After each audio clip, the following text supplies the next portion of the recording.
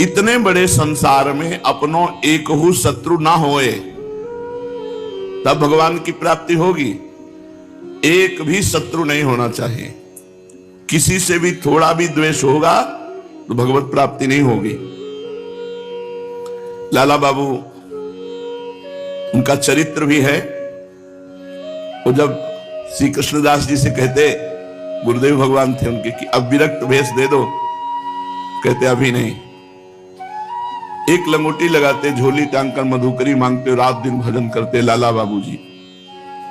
उनके श्याम चंद्रमा जी ठाकुर जी हैं, बहुत महिमा में हैं। उन्होंने विचार किया कि मेरे में कौन सी कमी है जो गुरुदेव मुझे विरक्त भेष नहीं दे रहे। सर्वस्व धन का त्याग, सब भोगों का त्याग, कौपीनवंता खलु भाग्यवंता, एक लंगोटी लगाए हुए मधुकरी से जीवन यापन, कोई उनको त्रुटि नहीं दिखाई देती। और जब कहते तब कहते अभी नहीं, अभी तुम योग्य नहीं हुए हो विरक्त भेष के।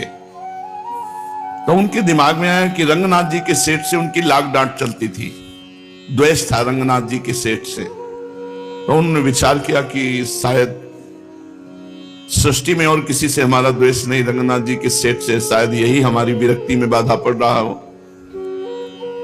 तो रोज सुबह रंगनाथ जी में भिखारियों को कुछ पदार्थ बांटे जाते थे, उसी पंक्ति में लाला बाबू जी लग गए जाके। सेवकों ने देखा रंगनाथ जी के सेठ यहीं वृंदावन में थे, उनसे प्रार्थना की कि लाला बाबू लाइन पे लगे हुए हैं जहां भिखारियों की। अरे उनका, वो भिखारियों की लाइन में क्यों लगे हुए हैं, वो तो बड़े महापुरुष हैं। तो हाथ में थाल और थाल में रत्न आदि लेकर के आए और कहा, बाबूजी आप भिक्षा की पंक्ति में क्यों खड़े हैं, आपका तो स्वागत है। तो उनका, नहीं, मैं भिक्षुक हूं, मुझे एक मुट्ठी चावल केवल जैसे सबको बांट रहे वैसे मुझे दे दो। वो गले लगा लिए, बोले मैं आपका भिखारी हूं, मुझे केवल भिक्षा चाहिए। तो रंगनाथ जी के सेठ ने गले लगा लिया, राग द्वेष खत्म हो गया। वहां से लौट रहे थे तो रास्ते में मिले गुरुजी और उनका, लाला बाबू आज तुम्हें विरक्त भेष दे देंगे। एक भी व्यक्ति से यदि द्वेष है तो भगवत प्राप्ति के मार्ग में बाधा है। इसलिए पंडित गया प्रसाद जी महाराज कह रहे हैं, बाबा गिरिराज वाले, इतने बड़े संसार में अपनो एक हु शत्रु न बन पावे। सेवक जी महाराज लिखते हैं, हरिवंश नाम लीन जे अजात शत्रु ते सदा, प्रपंच दंभ आदि दय तहां कछु न पेखे। जो श्री हरिवंश श्री हरिवंश श्री हरिवंश ऐसा नाम रटता है तो इस नाम के प्रभाव से संसार में उसका कोई एक भी शत्रु नहीं होता। अजात शत्रु से ही कहते हैं पूरी सृष्टि में एक भी कोई दुश्मन न हो, एक भी कोई द्वेष का पात्र न हो, तभी वो सर्वात्मा भगवान को प्राप्त कर पाता है। तो इतने बड़े संसार में अपनो एक हु शत्रु न बने और न काहू सो आसक्ति रहे, किसी से ज्यादा आसक्ति ना हो जाए, ना किसी से बैर और ना किसी से मित्रता, सम अवस्था, सबके प्रति समान भगवत भाव, ना काहू सो आसक्ति और ना काहू सो विरोध। कबीरा खड़ा बाजार में सबसे पूछे खैर, ना काहू सो दोस्ती और ना काहू सो बैर। किसी से ना दोस्ती ना किसी से बैर। एक ही ईश्वर की संतान होए वे सो, सभी अपने बंधु ही हैं, क्योंकि मित्रस्य दृष्टया समीक्षा महे। वेद भगवान आज्ञा करते हैं कि सबके प्रति मैत्री भाव रखो, पर कहीं आसक्ति ना होने पावे।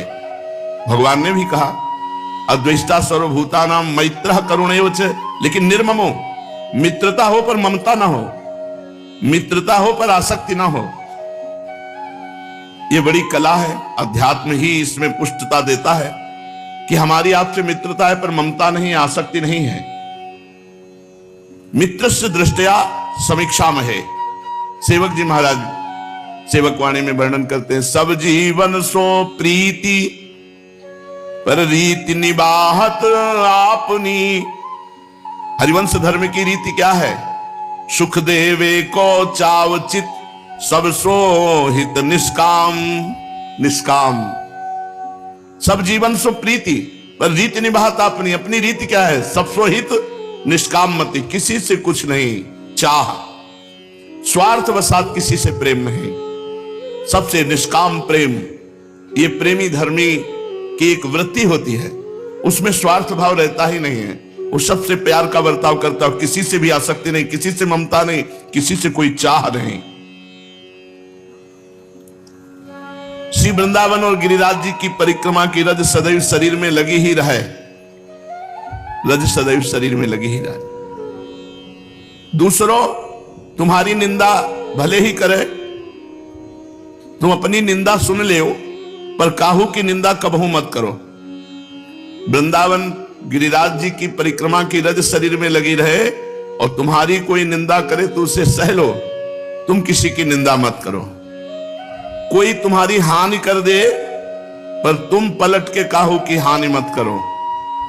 कोई तुम्हारा अपमान कर दे तो तुम सह ले, पर तुम काहू को अपमान कबहू मत करो। ना कबहू काहू पे क्रोध करो, क्योंकि तपस्या एवं यज्ञादिकों को जो दान दिया जाता है, क्रोध आने पर वो सब नष्ट हो जाता है। तपस्या पुण्य ये सब नष्ट हो जाता है जब क्रोध आता है। इसीलिए काम क्रोध लोभ को नरक का द्वार बताया गया है। त्रिविधम नरकस्येदम द्वारम नाशनमात्मनः कामः क्रोधा तथा लोभः तस्मादेत्यम त्यजेत।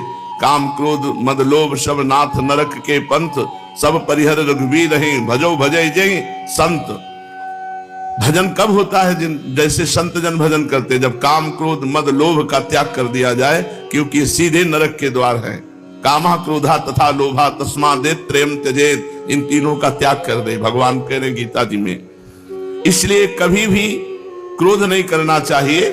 शास्त्र में लिखा है तपते यज्ञते चैव यच्च दानम प्रयच्छति क्रोधस्तु सर्वहरति तस्मात् क्रोधम विवर्जयेत्। जो भी तपस्या है, जो भी पुण्य है, जो भी साधना है, जब हम किसी पर क्रोध करते हैं तो हमारी साधना नष्ट हो जाती है। हमारा साधन से किया हुआ तप पुण्य ये क्षीण हो जाता है।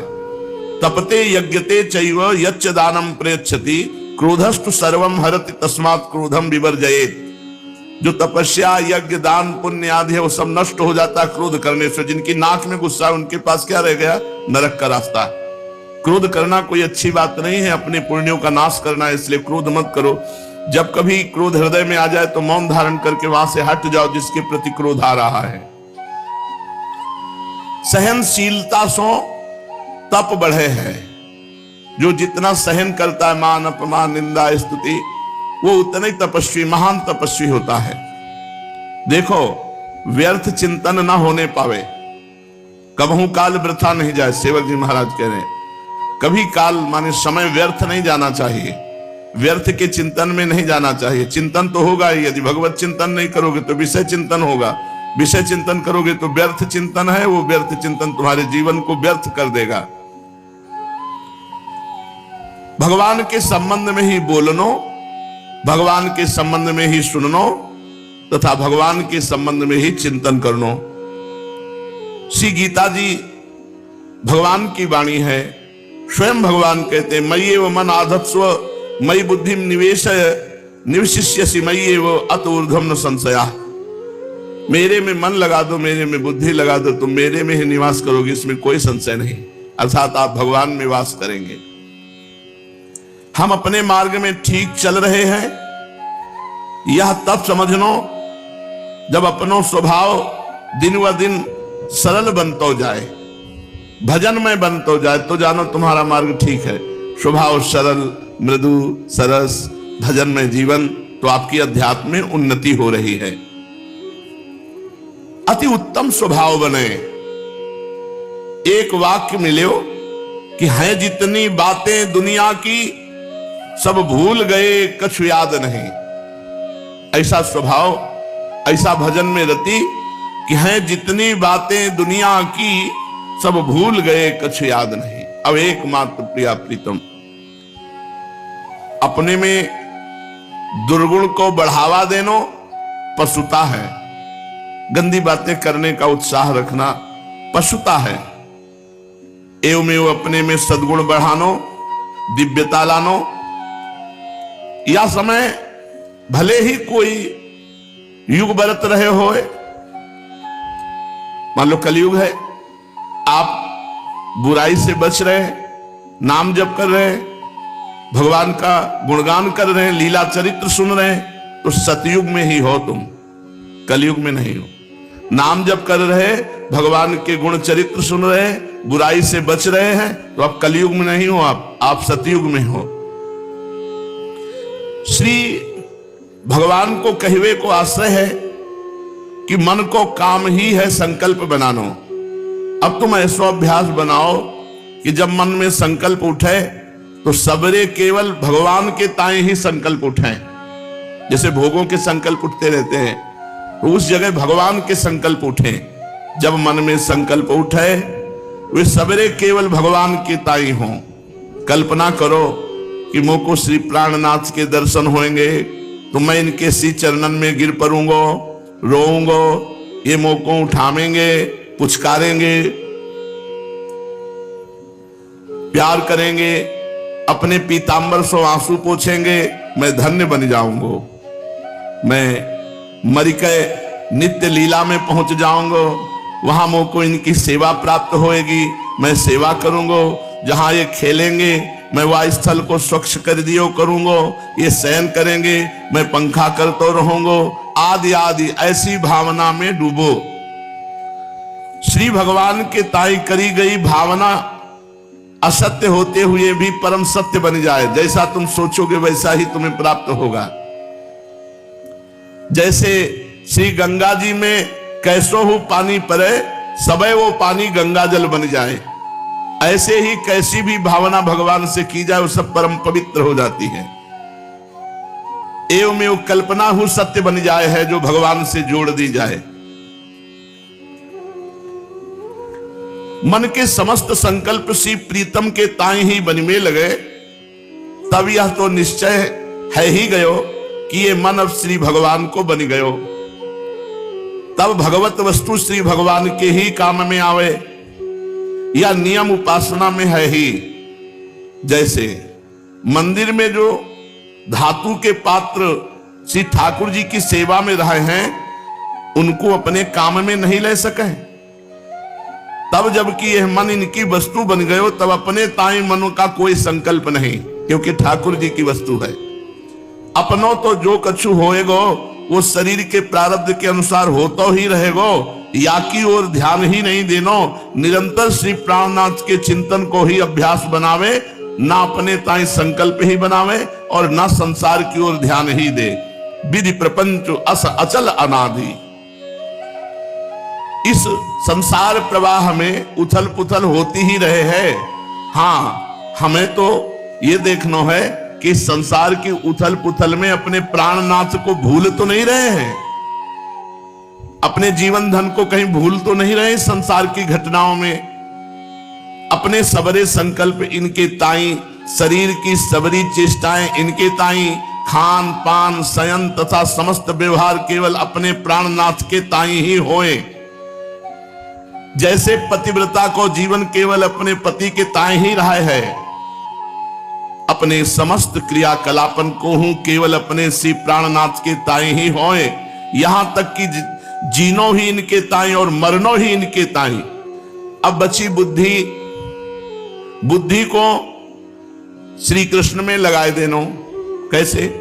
बुद्धि को काम है निर्णय करनो, ये करनो आवश्यक है, यह अति आवश्यक है और यह अनावश्यक है, ये सब निर्णय बुद्धि करती है, ये बुद्धि का काम है। तब बुद्धि सोहु काम ले भगवान के ताई। बार बार बुद्धि यही निर्णय करे कि हमें चाहिए केवल एक भगवान, हमें भगवान चाहिए, हमें भगवान चाहिए, संसार नहीं, हमें भोग नहीं चाहिए, हमें श्यामा श्याम चाहिए। ये मेरे, मैं इनको, ये निर्णय करो बुद्धि से, बार बार बार बार यही पाठ को फेरो, मैं इनको, ये मेरे, मुझे भगवान चाहिए, संसार नहीं। और कोई लौकिक कामना न बनन पावे।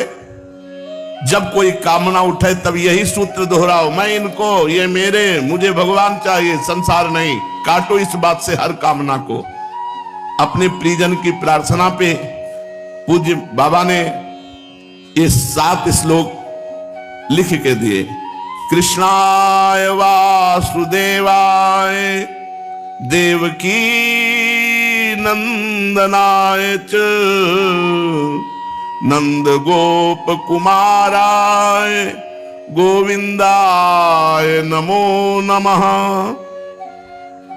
पहला और दूसरा दिया, ब्राह्मणस्य ही देहोयम क्षुद्र कामाय निश्चते कृच्छाय तपसे चेह प्रीत्यानंत सुखाय च। ये जो मानव शरीर मिला है, जो द्विज देह मिली है, ये भोग विलास के लिए नहीं मिली। ये उत्तम शरीर को पाए के संयम पालन करते भय तपस्या पूर्वक भगवान को भजन करना चाहिए, तब ही तो मृत्यु के पीछे मोक्ष प्राप्त हो सके है। वास्तव में यह शरीर की सफलता तब ही मानी जाएगी जब भगवान की प्राप्ति हो जाए, मोक्ष की प्राप्ति हो जाए। ये मानव मात्र का परम कर्तव्य है, समस्त शरीरधारियों का परम कर्तव्य है कि इस जन्म में भजन करके भगवान को प्राप्त कर लिया जाए। तीसरा श्लोक, महत् सेवाम द्वार माहुर विमुक्ते स्तमो द्वारम योषिताम संग संगम महंतस्ते समचित्ता प्रशांता विमन्यवः सुहृदः साधवो। ये महापुरुषों की सेवा मुक्ति का द्वार है, मोक्ष का मार्ग है, और विषयी प्राणिन को संग नरक को द्वार है। अब महापुरुषन के लक्षण वर्णन करे, कहते हैं महांतस्ते समचित्ता प्रशांता विमन्यवः सुहृदा साधवो। ये जो समचित्त हैं, सुख और दुख में, मान अपमान में, लाभ हानि में एक रस रहे हैं, वो समचित्ता। जो शत्रु मित्रों में भेद नहीं रखे हैं, जो सदा शांत रहे हैं, प्रशांताः, जो कबहू क्रोध नहीं करे हैं, विमन्यवः, और सबसे मैत्री भाव रखे हैं, सुहृदः साधवो। ये ऐसे सदाचारी जनों को महात्मा कहा गया है, और ऐसे महात्माओं का संग मोक्ष का द्वार है, और कामी पुरुषों का संग नरक का द्वार है। चौथा श्लोक, रहो गणे तत्तपसा न याति न चेज्जया निरूपणात् गृहाद्वा न छंदसा नैव जलाग्नि सूर्यैर् बिना महत्पाद रजोभिषेकम। श्री जड़ भरत जी महाराज राजा रहुगण को समझाए रहे हैं कि हे रहुगण, वा परम तत्व को जाको ज्ञान कहे हैं, जाको वासुदेव कहे हैं, वही पाए सके है जो महापुरुषन की श्री चरण रज में अपनों को अभिषेक करे हैं। जब ताई महापुरुषन की चरण रज ग्रहण नहीं करोगे, वह परम तत्व हाथ नहीं लग सके है। चाहे भले ही कठिन सो कठिन तपस्या कर ले, चाहे बड़े से बड़ो यज्ञ कर ले, चाहे बड़ो भारी बैरागी बन जाओ, चाहे पूरे गृहस्थ बन के देख ले, चाहे वेद पाठ कर ले, चाहे जल की उपासना कर ले, चाहे अग्नि की उपासना, चाहे सूर्य की उपासना, इनमें सो एक हूं प्रयत्न भगवत प्राप्ति नहीं करा सके जब तक महापुरुषन के चरण रज से अभिषेक नहीं करोगे। केवल एक ही प्रयत्न है, महापुरुषों के चरणन की रज को अपने माथे पे श्रद्धा पूर्वक धारण करनो, बस। पांचवा श्लोक, परम धाम को अधिकारी वही है जामे या लक्षण जागृत हो जाए। शांता समदृशः शुद्धा सर्वभूतानुरंजना यांत्यंजसाच्युत पद मच्युत प्रिय बांधवा। जो शांत होए, जामे चंचलता न होए, ये लक्षण जिसमें वो परम पद का अधिकारी हो चुका है। जो शांत, शांताः समदृशः शुद्धाः सर्वभूतानुरंजनाः, जो शांत होए, जामे चंचलता न होए, जो समदर्शी होए, सबको एक भगवत दृष्टि से देखे। सिया राम मैं सब जग जानी, करो प्रणाम जोरी जुग पानी। और शुद्धाः, काहू को शत्रु मित्र न बनावे, जो शरीर सो और मन सो सर्वथा शुद्ध होए, जो प्राणी मात्र को प्रसन्न करना चाहते होए, अर्थात काहू को कष्ट न पहुंचाते होए, तथा श्री भगवत भक्तन को अपनों सगो भाई माने, ऐसे जो भाग्यशाली साधक हैं वे परम धाम में पहुंच जाते हैं, वो परम धाम के अधिकारी हैं। छठवां, तितिक्षया करुणया मैत्र्या चाखिल जंतुषु समत्वेन च सर्वात्मा भगवान संप्रसीदति।